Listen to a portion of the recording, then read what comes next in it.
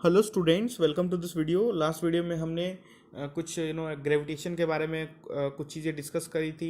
आज के वीडियो में हम लोग density, pressure in fluids, buoyant force and Archimedes principle के बारे में पढ़ने जा रहे हैं। एंड इसके बाद ये वीडियो एंड इसके बाद वाला जो वीडियो होगा, ये दो वीडियो में आपका जो थ्योरी है ग्रेविटेशन का वो पूरी तरह ऑलमोस्ट कंप्लीट हो जाएगा। I hope so. Okay, so starting with the topic density. Density क्या होता है? तो डेंसिटी को डिनोट करते हैं, देखो इससे, रो, इसको बोलते हैं रो, ठीक है। और इस रो का फॉर्मूला होता है, यानी डेंसिटी का फॉर्मूला होता है मास डिवाइडेड बाई वॉल्यूम, ठीक है। किसी भी चीज़ का मास डिवाइडेड बाई उसका वॉल्यूम, उसका क्या बतलाता है? डेंसिटी बतलाता है, ठीक है। सो ये चीज़ आपको याद रखनी है कि density is what? Mass divided by volume. और अगर आपसे कोई डेंसिटी का यूनिट पूछे तो आप, चूंकि ये है मास डिवाइडेड बाई वॉल्यूम, तो इसका यूनिट हो जाएगा केजी पर मीटर क्यूब, है ना। या आप इसको बोल सकते हैं gram per centimetre cube. So I hope you are clear with density. Okay, now coming to the next point, pressure in fluids. Fluids के अंदर प्रेशर क्या होता है? तो अब एक चीज़ मैं आपको बतला दूं। जैसे मान लो आपके पास एक बकेट है, ठीक है, और इसके अंदर पानी भरा हुआ है। तो मैंने यहाँ पर ऐसा ऐसा ऐसा पानी भर लिया, ठीक है। ये देखो आप, मैंने यहाँ पे ब्लू से पानी को बनाया, देखो, ठीक है। और मान लो ऊपर एक पॉइंट है, जो पॉइंट है जिसका नाम मैंने दे दिया पी, ठीक है। और नीचे एक पॉइंट मैंने ले लिया जिसका नाम मैंने दे दिया क्यू, ठीक है। तो ये पी पॉइंट पे जो है प्रेशर थोड़ा कम होगा और क्यू पॉइंट पे प्रेशर ज़्यादा होगा, ठीक है। अब ऐसा क्यों है तो ये मैं बता रहा हूँ आपको थोड़ी देर में, ठीक है। मान लो कि ये पी पॉइंट, पी जो पॉइंट है ये लिक्विड के एकदम सरफेस पे, एकदम टॉप पे है, इसको आपको मान कंसिडर करना है। और ये जो क्यू पॉइंट है ये एकदम बॉटम पे है, नीचे है, ठीक है। तो आप ऐसा, मैं बोल रहा हूँ कि प्रेशर एट क्यू, ठीक है, P at Q is greater than P at P, ठीक है। प्रेशर एट पी ज़्यादा है प्रेशर एट क्यू से। तो ऐसा क्यों है मैं आपको बतलाता हूँ। देखो, जब आप क्लास 11th में जाएंगे तो वहाँ पर आप एक फार्मूला पढ़ेंगे, that pressure equal to h rho g. अब ये एच रो जी क्या है? तो देखो, जी है यहाँ पर एक्सेलरेशन ड्यू टू ग्रेविटी, जो कि ऑलवेज फिक्स्ड होता है, ठीक है। डेंसिटी, किसी भी लिक्विड का डेंसिटी भी फिक्स्ड होता है। और ये जो एच है ये है हाइट, आप कितना हाइट लिक्विड के अंदर गए हो, ठीक है, आप कितना अंदर गए हो किसी लिक्विड के अंदर, ठीक है। तो मान लो ये जो पी पॉइंट है ये क्या है? लिक्विड के सरफेस के बाहर है, एकदम टॉप पे है उसके। और जो क्यू पॉइंट है ये क्या है? लिक्विड के सरफेस के अंदर है। तो आप कह सकते हैं कि जो क्यू पॉइंट है ये, इसका हाइट क्या है? ज़्यादा है। देखो ये नीचे आ गया, लिक्विड के अंदर इसका हाइट क्या है? बहुत ज़्यादा है, यानी इसका प्रेशर क्या होगा? बहुत ज़्यादा होगा। तो जस्ट बिकॉज इस फार्मूला, देखो ये फार्मूला जो है, ये फार्मूला मैथमेटिकली डिराइव हुआ है, जो बतलाता है हमें कि क्यों प्रेशर ज़्यादा होता है, ठीक है। आप जैसे जैसे किसी लिक्विड के अंदर जाओगे तो वहाँ पे प्रेशर बढ़ता जाएगा। तो आपको ये चीज़ याद रखनी है कि प्रेशर इन फ्लूइड्स का फार्मूला क्या होता है? H rho g. Okay, so I hope you are clear with this concept. Now coming to the buoyant force. Buoyant force क्या होता है?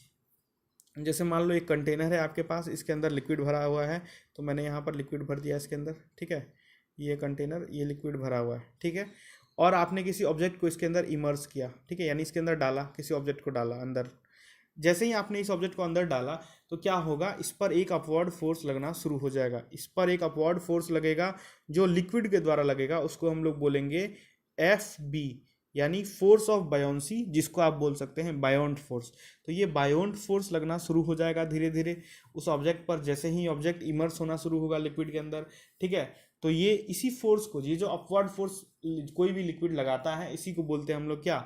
Beyond force. और आपको मैं बतला दूं, अगर कोई चीज़ आपने ऐसे नॉर्मली हाथ में पकड़ा हुआ है, और अगर कोई चीज़ आप अगर पानी के अंदर उसको ले जाकर अगर आप उसको पकड़ोगे तो वो थोड़ा लाइटर फील होता है। तो ये just because of beyond force. और भी इसके एप्लीकेशंस है, मैं इसको अभी थोड़ी आगे आने वाली वीडियो में इसको समझाऊंगा।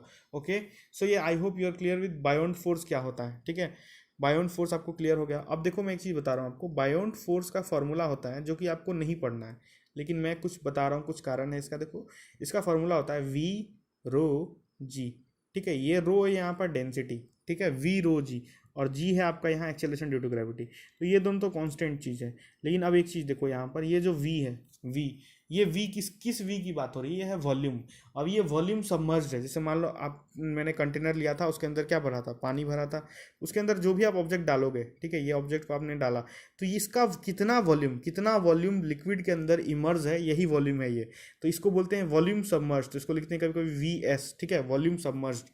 जितना वॉल्यूम सबमर्ज्ड रहेगा उतना ज़्यादा बायोंट फोर्स लगेगा। इसका मतलब बोलो, इसका मतलब आप किसी चीज़ को पूरी अगर अंदर, मतलब आप एक बार, मतलब कोई ऑब्जेक्ट को लिए, आपने उसको आधा पानी में रखा, ठीक है, तो वो क्या होगा, उस पर बायोंट फोर्स थोड़ा कम लग रहा होगा। लेकिन जब आप उसको पूरी तरह इमर्ज कर दोगे तो उस पर बायोंट फोर्स क्या होगा? ज़्यादा लगेगा। तो हम इस फॉर्मूला से इस चीज़ को देख सकते हैं। इसका भी डेरिवेशन आपको क्लास 11th में फिजिक्स में फ्लूइड मैकेनिक्स में पढ़ना है, ठीक है। सो आपको ये याद रखना है, force of buoyancy is what? V rho g, where V is volume submerged. Okay, now हम लोग चलते हैं, हमारा एक जो इंपॉर्टेंट टॉपिक है दैट इज आर्किमिडीज प्रिंसिपल। तो आर्किमिडीज प्रिंसिपल मैं बताने से पहले, सबसे पहले मैं आपको कुछ एग्जांपल से दिखलाना चाहता हूँ। आप देखो, जैसे मान लो यहाँ पर मैंने एक कंटेनर बना लिया, ठीक है, और इसके अंदर पानी भरा हुआ है, ठीक है, और मैंने यहाँ पर एक ऑब्जेक्ट ले लिया, ठीक है। इस ऑब्जेक्ट को मैंने इसके अंदर पानी के अंदर लेकर मैं आ गया, ठीक है। और यहाँ पर मैंने ऐसा कुछ सेटअप बनाया, यहाँ पर एक होल है, ठीक है, और ये होल है, और एक नीचे यहाँ एक और बकेट लगा दिया मैंने।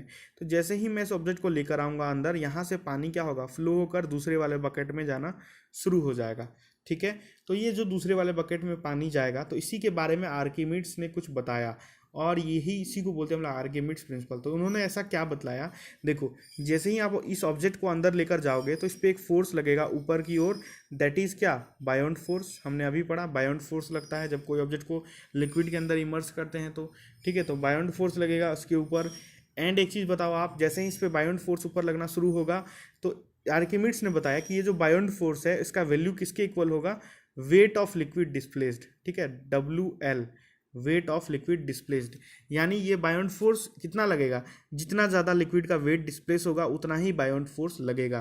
तो यही बताया आर्किमिडीज ने, ठीक है, आर्किमिडीज ने यही बताया। अब मैं इसको फिर से रिवाइज करा देता हूँ। जब आप किसी चीज़ को या ऑब्जेक्ट को लिक्विड के अंदर इमर्स करेंगे तो उस पर कितना बायोंट फोर्स लगेगा?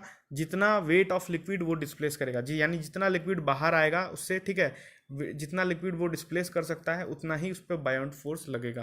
तो ये चीज़ आपको याद रखनी है। आप यहाँ पर लिख सकते हैं आर्किमिडीज प्रिंसिपल को शॉर्ट में, that FB equal to weight of liquid displaced. Okay, अब आप इसका स्टेटमेंट पढ़ के इसको और भी अच्छे से समझ सकते हैं। When a body is immerse fully और पार्शियली इन अ फ्लूइड, जब किसी बॉडी को फुल्ली, पूरी तरह से, या पार्शियली, या थोड़ा थोड़ा करके भी अगर आप आप डालते हैं पानी के अंदर उस चीज़ को, तो it experiences an upward force, और वो एक अपवर्ड फोर्स एक्सपीरियंस करता है, that is equal to weight of liquid displaced. और वो किसके इक्वल होता है? वो जो buoyant force, upward force experience करता है, वो किसके इक्वल होता है? That is equal to weight of liquid displaced. So I hope you are clear with Archimedes principle, ठीक है। आपको आर्किमिडीज प्रिंसिपल समझ आ गया होगा, बायोंट फोर्स समझ आया होगा, डेंसिटी क्या है ये भी समझ आया होगा। नेक्स्ट वीडियो में हम लोग इसके एप्लीकेशंस देखेंगे, ठीक है, और देखेंगे कि क्या कारण है कि कोई आयरन नेल है वो आसानी से पानी के अंदर डूब जाता है, लेकिन एक हैवी शिप वो आसानी से पानी के ऊपर तैरता है, और एक जगह से दूसरी जगह तक बहुत सारे हैवी सामान को लेकर पहुंचा देता है एक जगह से दूसरी जगह। तो ऐसा क्या कारण है, ये सारी चीज़ें हम लोग नेक्स्ट वीडियो में डिस्कस करेंगे, एंड कुछ क्वेश्चन भी सॉल्व करेंगे। सो स्टूडेंट्स, इस वीडियो में इतना ही, मिलते हैं हम लोग नेक्स्ट वीडियो में। Till then, thank you.